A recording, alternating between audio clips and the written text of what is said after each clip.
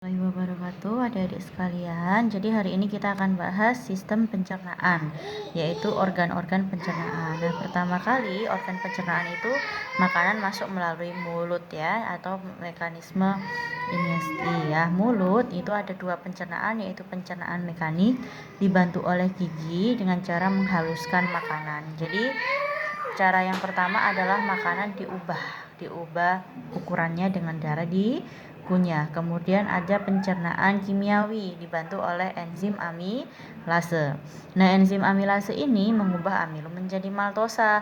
Nah, ini yang menyebabkan makanan kita itu lama-kelamaan akan terasa manis jika terus dikunyah. Setelah masuk ke mulut, setelah dikunyah halus, makanan akan masuk ke kerongkongan ya. Nah, di kerongkongan ini itu terdapat gerak peristaltik. Gerak peristaltik itu apa? Gerak peristaltik adalah gerakan meremas-remas makanan agar masuk ke dalam lambung. Atau biasanya kita sebut gerak menelan gitu ya. Ini lewat saja sebentar, kemudian makanan masuk ke dalam lambung. Nah, lambung kita itu pH-nya 2 teman-teman, sangat asam.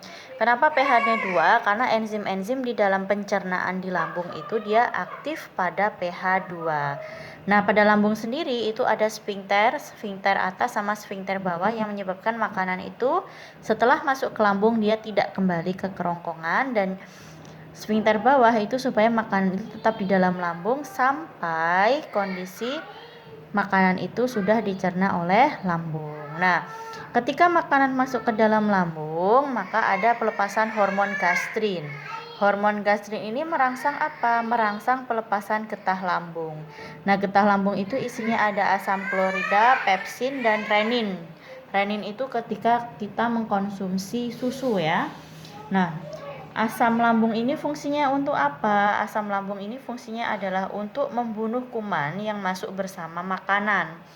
Dan dia itu yang mengaktifkan pepsin. Jadi pepsin itu dia aktif ketika HCl juga dihasilkan, gitu ya. Nah, HCl itu dihasilkan oleh siapa? Oleh sel parietal. Jadi di dalam permukaan lambung itu dia itu berleku-leku. Nah, di lekuan ini ada beberapa jenis sel, ada sel mukus, sel Chief, sama sel parietal. Nah, HCl dihasilkan oleh sel parietal ini gitu.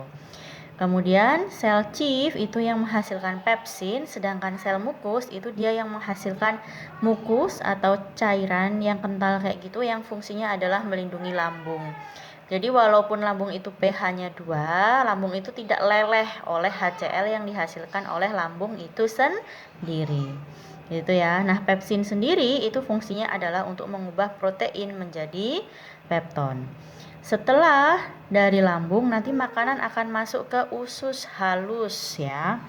Ini ada usus halus. Nah, usus halus itu dibagi menjadi 3, ada usus 12 jari, ada usus kosong, dan usus penyerapan. Nah, untuk usus 12 jari ini dia makanan ketika masuk di sini pertama kali akan dicerna secara kimiawi oleh enzim-enzim pencernaan yang dihasilkan oleh pankreas dan getah empedu.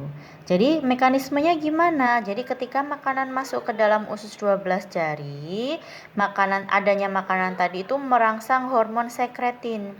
Nah, hormon sekretin ini menyebabkan pankreas menghasilkan getah pankreas yang berisi bikarbonat.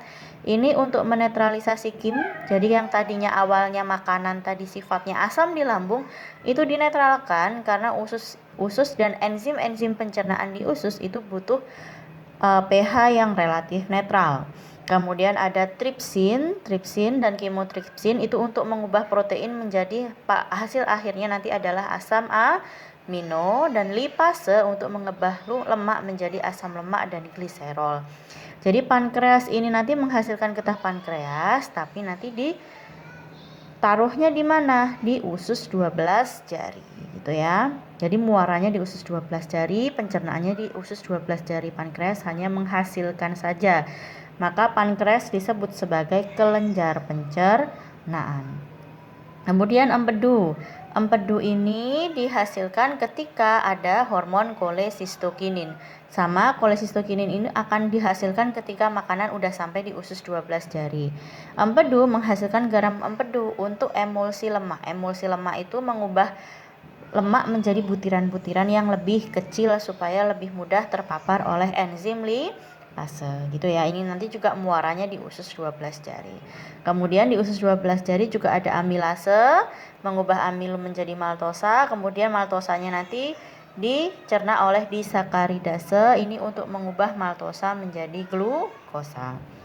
Setelah itu kemudian jejunum masuk lagi ke jejunum atau usus kosong untuk melanjutkan pencernaan kimiawi kayak gitu ya, dilanjutkan. Nah, nanti kalau sudah sampai di usus penyerapan, makanan-makanan tadi itu diserap.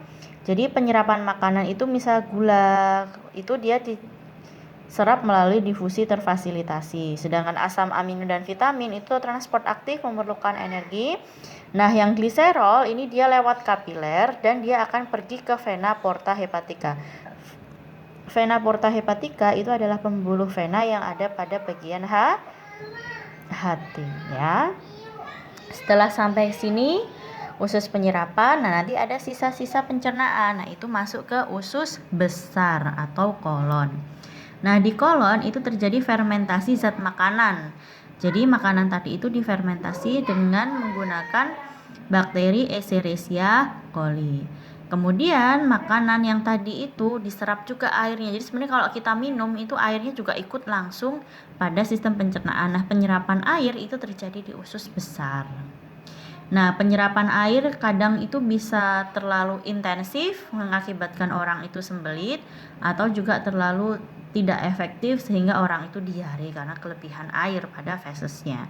Setelah nanti difermentasi sisa makanan menjadi feses. Nah, feses itu akan ditampung di anus atau rektum sampai akhirnya pada kondisi tertentu kita merasakan ingin buang air besar. Ya, kalau ingin buang air besar berarti fesesnya sudah penuh, kemudian perlu dikeluarkan. Jadi itu ya adik-adik ya tentang organ sistem pencernaan makanan. Oke.